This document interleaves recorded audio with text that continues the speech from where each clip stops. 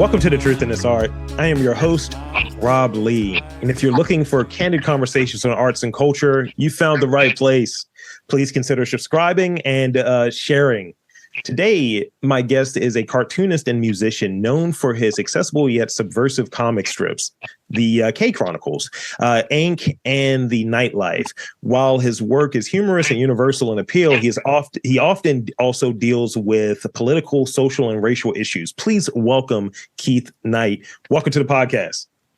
It's a pleasure to be here. But you forgot my new title, Dr. Keith Knight. Dr. Keith Knight. I just got an honorary.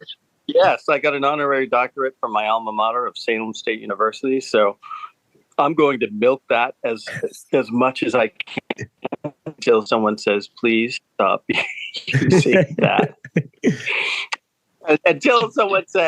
Until I'm in a situation where someone screams, is there a doctor in the house? And that's probably the only time I will say, I will not say I'm a doctor. So, yeah, thank you for joining my podcast. It's definitely a treat to have you on here. And before we get too deep into the conversation that you were talking about before we got started, you had these 20-minute, 30-minute conversations. It's like, where's the podcast? So could you share the Keith, the doctor, gotta milk it, the Dr. Keith Knight story, and what was your first experience with art? Oh, wow. Well, I think my first experience with art, I would draw all the time. I remember drawing on my apartment walls when I was a little kid. And it was always just a part of my life. I also remember drawing dinosaurs in kindergarten and the teachers being super excited to hold up my drawings when I was in kindergarten. And honestly, I had a great uncle who I think was really responsible for exposing me and my twin sister to all types of art. He would take us to museums. He took us to New York. I grew up in Boston. He took us to New York City when we were little kids, to libraries, to plays. I remember seeing The King and I with Yul Brynner, like performing on stage. Oh, wow. And just really cool stuff like that. So, was always exposed to it. And I remember doing my first zine when I was in fourth grade. I think it was fourth grade. And it was my own version of Mad Magazine. It was called Kooky Magazine.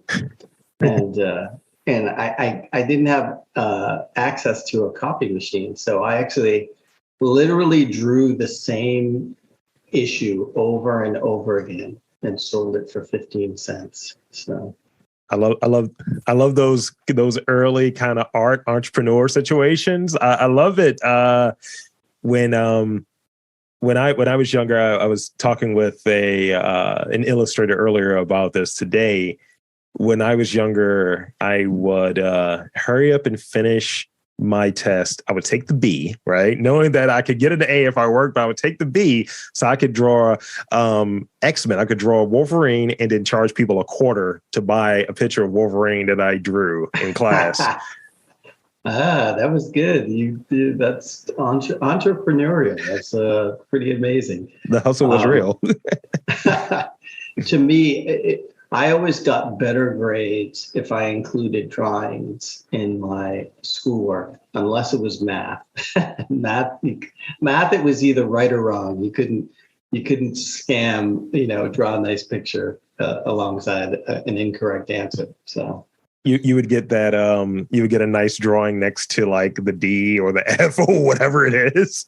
I tell you, geometry was the only subject I failed in grade school. I would get the test and just be like, I don't know, just sit and draw the rest of the time.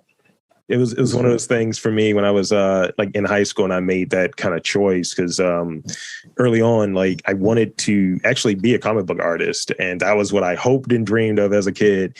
And then it slowly got whittled away and it eventually became, hey, I'll be an engineer. And then I took a physics class and I was like, I'm not going to be an engineer. I think I'm out. and that's where that shift kind of came to, hey, I'm an entrepreneur. So at the time, selling sodas and candy and all of that. I used to sell comics. Let's do that. And that's ultimately where I'm at now. Nice. Well, listen, you dodged a bullet. Getting out of the way, being a comic book artist. I was just contemplating that today, like how literally we get paid. I've been, doing this probably more than 30 years now, like self-syndicated to newspapers. And we still get paid the same rate as we got 30 years ago. Like, wow. I think there was at one point I asked for more money from places, and I got it from some places, but other places were like, nah, I can't do it. And stuff like that. So, the advice I give to cartoonists starting out is like, do not try to self-syndicate to newspapers. And, newspapers are a completely dead industry as far as cartoonists go. So, the best thing to do is to establish your own community. Mm-hmm. And you can do that with your own website, with going to conventions, with, posting on social media and having your own Patreon page. Yeah. And just build it from there.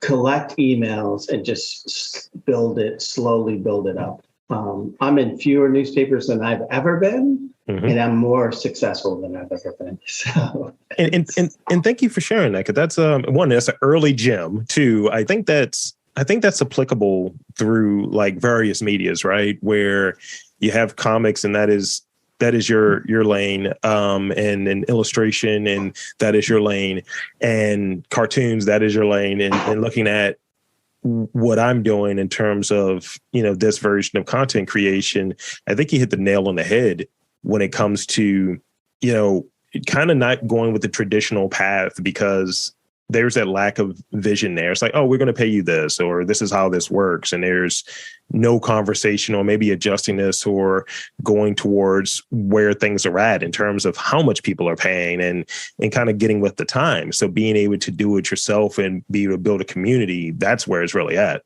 It truly is. Like I tell people to find your niche, like find your focus. And what I found is when I was coming up, I was doing comic strips about race issues and police brutality and stuff that no one else was doing. And right. And it seemed to be hitting in a way that my other strips weren't hitting as much. And so I just leaned into it. And that was super important to sort of find that niche. And become, so whenever somebody or some organization thinks of that, they say, okay, like, who can we get to do a strip about this? Mm-hmm. Automatically, my name is generally the first thing that comes to mind. And there are so many stories, I could do it forever. I tend to do it and then, do something else, just to keep it interesting and not just hammer it all the time. But that's how sort of I grew my brand. And I just realized that I wasn't going to reach anybody under 50 through the newspaper.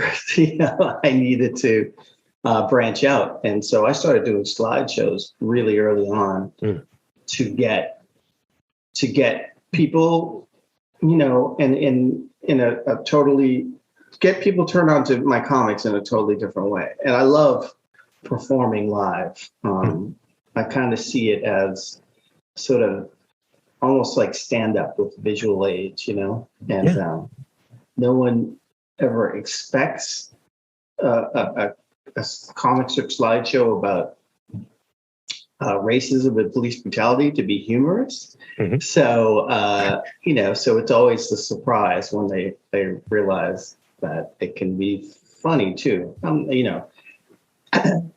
My director from Woke put it best. It's funny, but it's not a joke. That's the way he put it. That's great. And we're gonna put a pin in that, because we're gonna come back to that. I don't want to bury the lead too much, but we are going to come back to that.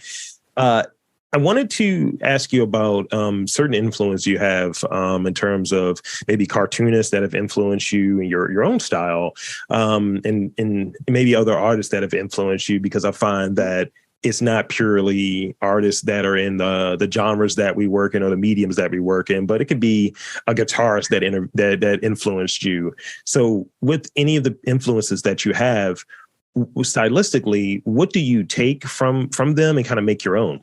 Or in your career, because you said you've been, out there doing this for, a couple decades at this point. Yeah, wow. There's so many influences. If you're talking about comics, and then I'll branch out from there. I was influenced by, I think, Charles Schulz and Charles Schulz, Maury Turner, Bugs Bunny, like Chuck Jones, Bob Clampett, like the old Warner Brothers cartoons. Mm-hmm. Calvin and Hobbes is a huge thing. Bill Watterson, Mad Magazine, like Sergio Aragonés from Mad Magazine. It's huge influence. I would say Pedro Bell, the artist who did the Parliament Funkadelic albums. Nice. And there's also, I'm totally spaced on the other artist's name, but there were two main artists that did those Parliament Funkadelic albums. I used to buy those albums just for the artwork, like in the music. I mean, obviously the music is amazing, but like I would just sit there and just look through, like it was so much fun looking at all the little things that they put in there. Doonesbury was another big influence, especially the early Doonesbury stuff. Doonesbury was the first time I saw Black characters that weren't, they actually had a Black agenda. And was it Overton Lloyd, by the way? Lloyd? Oh, Overton Lloyd. Yes. Overton Lloyd. But I just remember the early, like Doonesbury, when the one he did in college, it was like this Black character that knocked on the dormitory of Doonesbury and said, would you like to contribute to the local chapter of the Black Panthers? And they were like, oh no, man, I'm tapped. And they was like, no, I don't have anything. And then he writes a little X on their door, moves on to the next one. And like, it was like, oh, wow, like this is really funny and current and mixes in. That's what I loved about Doonesbury is it sort of mixed in current real events with these fictional characters. And so I think that's part of what I do is I have these characters based on real people, but also mix in a lot of fake elements, but current event type stuff too. So that's really big. But also like a big influence for me were editorial cartoons, because I remember just when I was small, I just remember there was the comics page, but then I saw that there were comics on the editorial page and that there were comics on the sports page and there were comics in the classifieds. So it made me go through every newspaper, like from front to back, looking for cartoons. So I think that was a huge influence. Just finding where cartoons lived. And it just made me say, oh okay, like, cave paintings are cartoons and hieroglyphics are cartoons and the directions in the airplane are cartoons. You just like, I saw cartoons almost everywhere. And I think that's one of the reasons why I've done so many different formats from, doing a daily to an autobiographical weekly to a, socio-political single panel. Longer form narratives. And I just really love messing around with the different genres. Because you talked about like sort of folks that, huge influences, people like James Baldwin and Maya Angelou and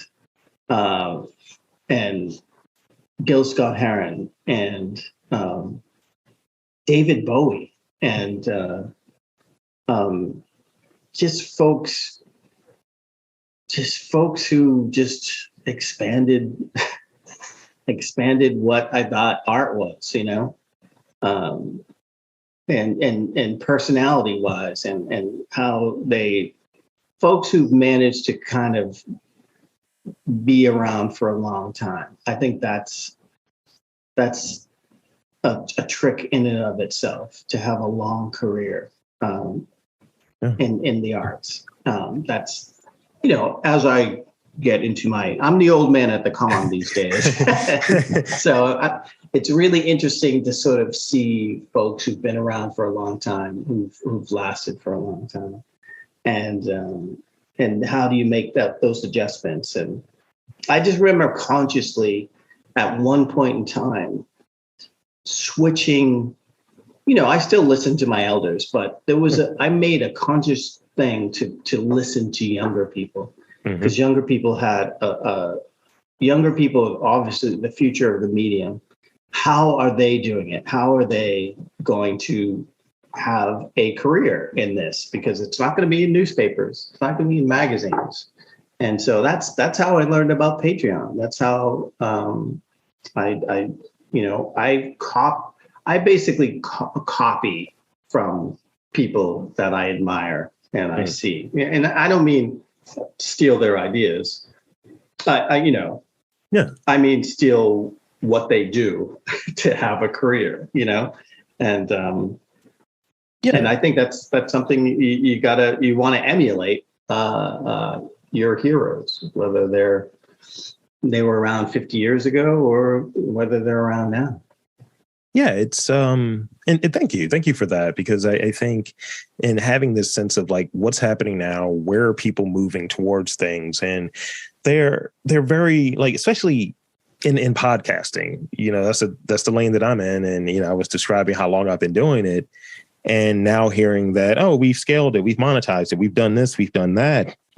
And instead of being stuck, like I've been doing this so long, I need to pay attention to, and I make it an effort to pay attention to what's happening now, where, in a Gretzky sort of way, where is the puck going? I don't care about where it's been, and trying to find ways to stay true to what the ethos and what the purpose of what I'm doing is, but the means in which to put it out there, that's ever changing. So you got to be in the know. If it's doing a bunch of reels, if it's having a Patreon, if it's, within means, I'm going to at least pay some attention to that and listen. That's the thing that people must do more of.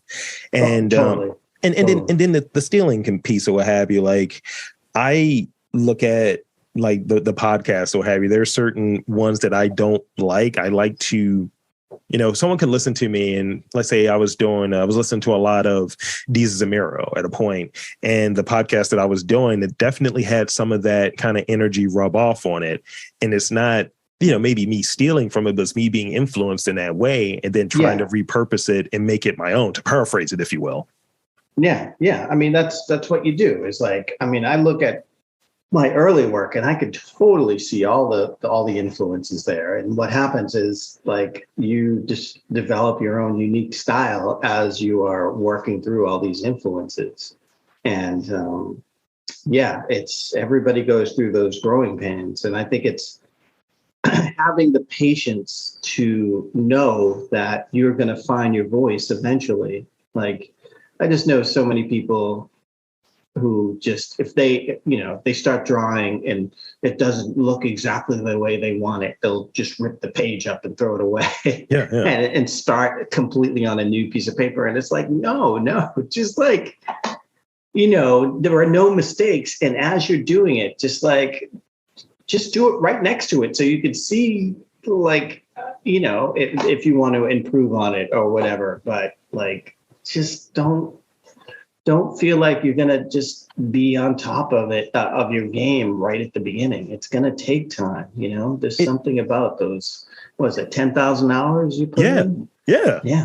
It's funny. It's funny you mentioned that. Cause I'm going to skip ahead a little bit to go back into it. But I think of this example, the Austin Kleon book, Still Like an Artist. You hear about this thing of he incorporates, I think, a, analog to digital loop in his work. And I tried to do some of that. I always have a notepad with me. I always have something instead of going into the notes app in my cell phone. I rather have a notepad to write down the questions because I find that I'm inclined to edit, what I'm doing in the phone before I even have the idea fully realized and fully flourished and propagated. So for you, how much of your process is digital? How much of it is analog? How do you kind of make sure that it's true to your approach? How do you make sure that you're having those times where you might erase something or you might redo something, have that side by side you were describing? I'm extremely analog. I always have a sketchbook with me. I just use the composition books with the lines in them. And just like it's my safe space, really. It just calls back to me being in grade school, and I just draw like crazy in there, and it helps me like keep my letters when I do dialogue. It helps me keep it straight, and it's just, I love looking through old notebooks and seeing. I was like, oh, okay, that's when I was in Paris and I was drawing this, and this is when I was, in the writer's room with the TV show, and I was doing, coming up with ideas for that, and like just it's a wonderful stroll down memory lane for me, and I feel like it's almost like it's almost like when you play tennis, like if you're just hitting around with somebody and there's nothing, you're not playing a game, you tend to go for shots that, that are really outside your comfort zone, and you're running around doing all this stuff. And then when the game starts, if you're a mediocre player like me, then you start like not taking as many chances and like, just like staying within the lines. So I love having that freedom of that sketchbook, just going nuts. And then trying to recreate that looseness, that wild looseness. I try to recreate that in my comics. People, I think they're trying to say in a nice way, I'm extremely sloppy with my cartoons, because they say, oh, it's just like, it seems like you just vomit it out onto the page. It's like, well, thank you. But I like to draw in a very loose way and in a very rubbery way. And I'm trying to think, there's all these other influences that I have, including a lot of underground cartoonists like Robert Crumb. I know there's a lot of controversy with, his sexist and racist drawings and stuff, but his style is cross-hatching. He's an amazing artist. And also people like Mary Fleener and Pete Bagg and also like old school cartoonist Ollie Harrington, Black cartoonist who came up in the Harlem Renaissance. And he actually left the country and went to Germany and drew comics in Eastern Germany for decades. And I have this book of essays from him called Why I Left America. And it just totally rings true to the point where, if you look at the stuff that's written about today and then go back 50 years and look at what was being written about then, and then 50 years before that, it's the same thing. It's the same thing. Comics wise, writing wise, the issues, plaguing the Black community, which is just, having rights to vote, having rights to clean water, having, just not being treated like garbage by, and being used by the US. Yeah. And it's just really interesting. Right. The US loves everything Black except its people, 100%. 100%. Yeah. So, and I think that leads into this question, and it was something you touched on earlier when talking about woke a bit. So, why is humor an effective tool to get across like some ideas when it comes to these heavier topics like racial issues? Well, I mean, it's the sugar that makes the medicine go down, right? Like, it's the court jesters back in the day could speak truth to power through humor and amusement. And sometimes you get a laugh to keep from crying. So I think Black folks have done that forever. And I think we're the best at it. And yeah, I mean, go with what works, you know what I mean? Yeah.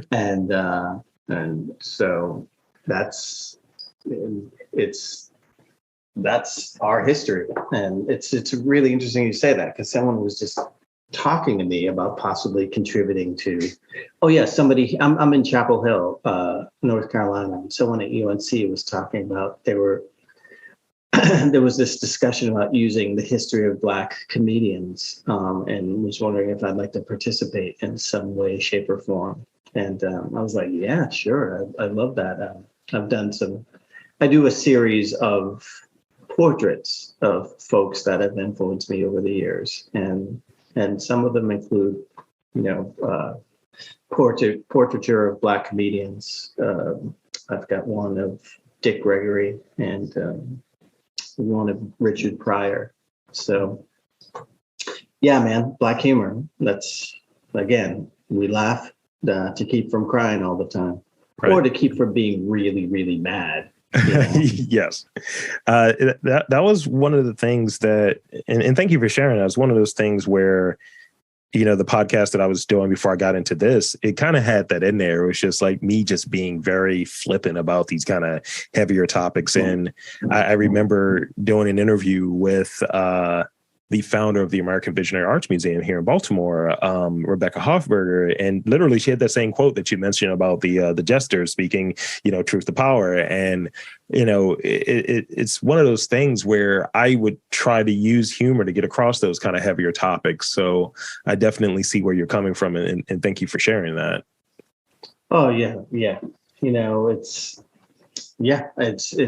It's therapeutic too, in a way. And I just sit there and think, man, like, if I didn't have cartoons to work through my angers and frustrations, I don't know what I would do. Yeah. And I think you see that a lot when people don't have the ability to express their frustrations. They'll let it out in a much more negative way. So, if there's anything I want young Black folks to think about doing, is to get into mental health and get into therapy yourself, but also just become a therapist, because we need it. And talking to white folks ain't gonna help much. Oof. You're not wrong.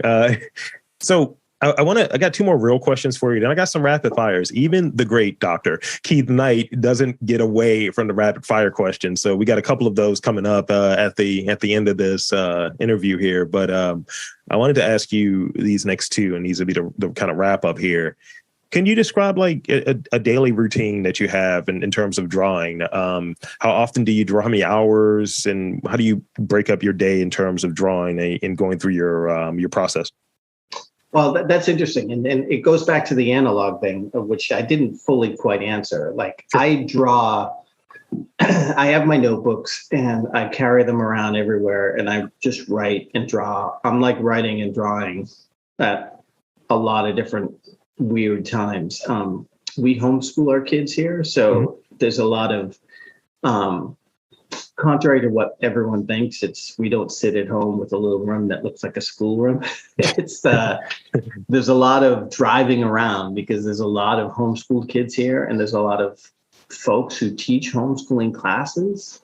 And so we are going different places all the time. I take my kids on like field trips a lot. And sometimes you find yourself just sitting in a car or just at the cafe. And at cafes is where I love to draw, because even though cartooning is a very solitary endeavor, I really love being around people. I think just people watching, listening to people helps me come up with ideas. And so I'll draw at a cafe. I'll go there for a couple of hours. I'll come up with a few ideas, and then I'll draw. It's totally analog. I use Sharpies and micron pigment markers and 300 Bristol, Strathmore Bristol. I sketch it out in pencil, I draw it up, and then I scan it and put it in Photoshop, and that's where I clean it up and I color it. So my deadlines are generally on Tuesday, and so I'm basically finishing right up until deadline. I'll do one or two strips. I'll do a think strip, my single panel, or I'll do a multi-panel K Chronicles, or both. And I usually do them, Sunday, Monday, and Tuesday. And then the rest of the week is like just doing all the other business stuff and doing sort of television development stuff. I don't know if you know, but we didn't get a third season for Woke. So now I'm developing a new show. And so I've been spending a lot of time developing the pitch for that. Yeah. And then just also, but on top of that, still doing promotion for the show for Woke. The great thing about streaming is if you get canceled, you still exist. Yeah. You're still on the platform. And so I'm doing a lot of I have a new book out too called Good on Both Sides, a collection of think strips. And so I'm doing a lot of presentations. I'm doing a lot of signings, Woke screenings, a bunch of different things. So it's and my kids are doing both soccer and baseball. So every day is sort of chaotic. We have one car, and it's just running around a lot of different places. So like every day is, but it keeps things interesting. Let's just say that. And this is another thing I just tell cartoonists is like, you have to diversify. If you want to have a viable career as a cartoonist, your income streams have to come from all these different places. So, my income streams come from obviously in my Patreon, and I also have this newsletter that people can subscribe to. And then the few newspapers that I'm in and the online sites that I'm in, I also license my work for textbooks. So people hit me up for that. And then that portraiture I do of different folks that influence me. Yeah. I get a lot of people who buy those prints. In fact, I think I sell more prints now than I do books at conventions. And then I get these commissions to do storytelling, to do slideshows, to do Woke screenings and stuff. So it's a constant, it's just a lot of things. And it's not easy to try to get a mortgage and explain to people what Patreon is. So where's your income come from? But it's from the community, guys. But also, my website, I sell a lot of books, a lot of T-shirts, a lot of different things. And so it's just a constant, and I enjoy the hustle. I enjoy sort of, it's fun. I guess it wouldn't be fun if it wasn't working for me, but it has worked for me very well. And now I'm starting to do these seminars where I teach other artists how to do it. So that's been fun too, and just giving advice on that type of stuff. And I like hearing what you're describing, where you're able to configure, your life as a creative, as a father, as a husband, as all of these different ways that fits you. And I think that sounds like freedom to me. That sounds like just, in creating this degree of difficulty, which I think a lot of artists kind of dig. I think having that, creative problem solving is a thing that I think most, if not all, artists do. And I think you've embedded that into your kind of artist lifestyle. And it just sounds great. Like I like to at times, I think I'm doing it in the back of my head when I know that I'm doing a out of studio sort of recording session. I'll forget a certain integral piece to my gear and I'll figure out a way to MacGyver that joint.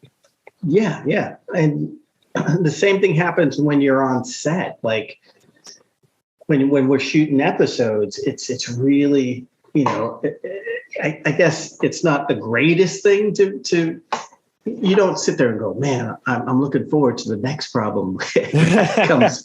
But I love the way, again, we MacGyver things to make things work, And my favorite thing was in season 2 was how my cameo came about, which was, we wanted to have a mime in this one scene in the first episode of season 2, and the mime just wanted too much money. That's like, I'm just going to be the mime. And really all it was people, like makeup, throwing on that white makeup and giving me a black beret. Apparently I dressed like a low rent mime in my regular outfit. I didn't even need a costume. And I got to, bust out my pop and lock skills. And this is great. And it's just, just stuff like that. Or just when, we need some line might not be working, and so we're on set and we have to come up with that line that sort of, it's like, oh man, like that worked out great, everything worked, just stuff like that just makes me happy. Or in the first season we were in Vancouver and we shot it in January or February, and it either rained or snowed like 30 days in a row. And so, the show is supposed to take place in San Francisco, so there's not supposed to be snow. Right. So we literally had to take some outdoor scenes and make them indoor scenes. And I think those were some of the most interesting scenes because we had to MacGyver that, so it was really interesting.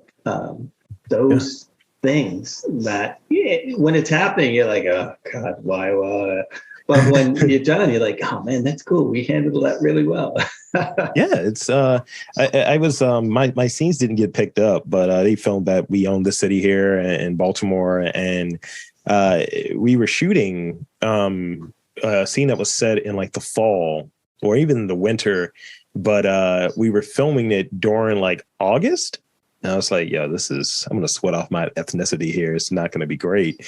And it was just super hot and sweaty. I was like, are they going to digitally remove the sweat? What are we doing? I'm wearing a hoodie that's like a goose down joint, and it is 95 degrees. Yeah. Well, that's speaking. Yeah, we shot season 2 in Atlanta in July. Oof. And so we went from winter, first season 1, and then just like the hottest bit of summer in season 2 in Atlanta. And I was just like, man, I felt bad because they, you had to wear this jacket because it's cold in San Francisco. It's just, they were troopers though. They were definitely troopers. So I think that's actually a good spot for us to kind of wrap on the major questions. And in the last few moments here, I wanted to ask you some rapid fire questions. And as I tell everyone that comes on this podcast, don't overthink them. Don't overthink them. Don't overthink them. So, obviously, because I'm feeling the stomach growl, I'm getting hungry. What is your go-to snack? My go-to snack? Yes. I'd say whatever my 9-year-old half eats. My 9-year-old just walked in, actually. Basically, he likes to eat something and leave it for later. And then I just always eat it. And then he gets mad at me. So right now he's looking at me really mean, but he's eating a hamburger right now. So it's usually leftovers. I'm a leftover. I'm a finisher. They call me the finisher in this household. So it varies. Whatever it is, like I'm the one who finishes it. So he who finishes. I love it. Yes. What is something that without fail is going to make you laugh? Oh man, there's a couple of things. Okay, and it's terrible. I feel guilty about it.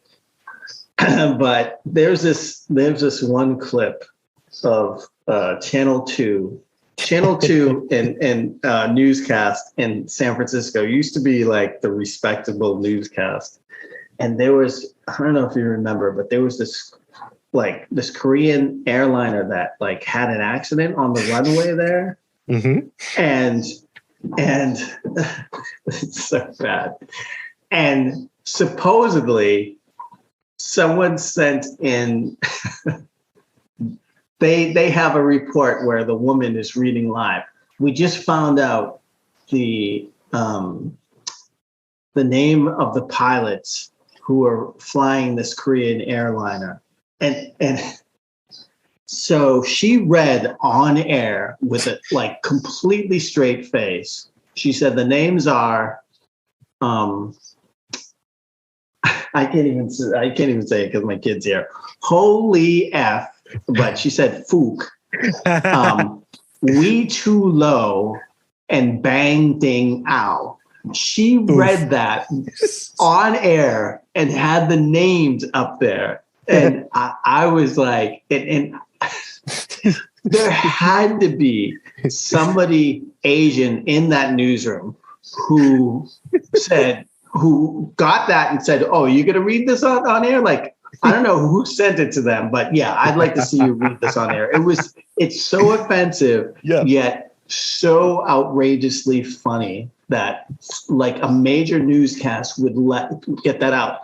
That never, I always laugh at that. And it's just terrible. It's one of those things where I sit there and go, I know I'm a terrible person for laughing at this, but it just goes to show you just how bad, like just how, I don't know, the quality of broadcasting has gone down the tubes, and there's nobody to call that out. No one saw that, Yes. I see that all the time. I see poor editing. I see things that aren't fact checked, and it's a topic for a different conversation, but it is this kind of rush to be first, but not always right. Always fact checking these things. Yeah, but it's up there. If you look it up. Oh yeah. Korea, like it's embarrassingly funny. And if I ever want to just straight up laugh, I just put that on and go, I can't believe someone did this.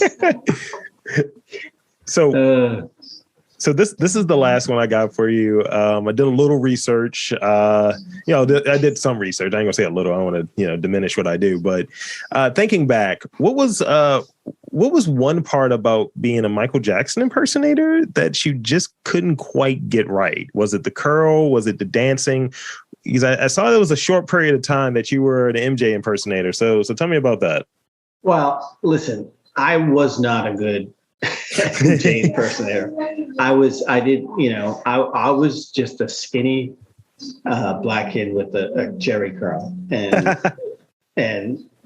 that's all it took for a bunch of white people to scream and be all excited. And so I did that. I did that at colleges. I did that at local fairs. I did that, and it was probably, I got paid a higher hourly wage than I ever did as a cartoonist. It's just that I only did it for like 10 minutes. If I could stretch it out over 8 hours, I'd be rich. That's amazing. But yeah, no, the only thing right I will say I did was I was a great lip syncer. Like, I could do all the little E's and Ows, like on time, the right way. That's what I feel like I prided myself. I felt like I was a lot better at that than everybody else doing that stuff. So, but yeah, I was bad in every other aspect of it. Sounds including finishing my graphic novel about it. So, yeah, I'm bad at everything.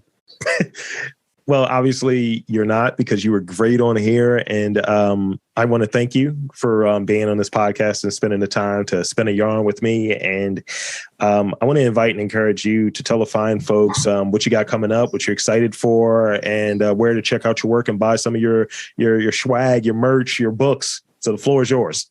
Oh, wow. Yeah. If you go to keithknightart.com, keithknightart.com. You can check out my work and you can buy some stuff there. But If you want to follow my stuff on a weekly basis, you go to patreon.com and look up Keith Knight, Keef, like the character in Woke, Knight. And also check out the show Woke on Hulu. We're up there as long as people are checking it out. I think it's going to stay up there. But I'm doing a bunch of different things. I don't know how soon this is going up, but I'm off to Bethesda, Maryland this weekend for SPX. But I'm also doing that's a small press expo outside of DC, and I'm doing CXC Columbus, which is a big festival next month in October. And I just do slideshows and if you check out my site, I'm coming to somewhere near you at some point. And so, yeah, just come and see me sometime. Well, there you have it, folks. I want to again thank Dr. Keith Knight for coming onto the podcast. And I'm Rob Lee, saying that there's art and creators, and cartoonists in and around your neck of the woods. You just got to look for them.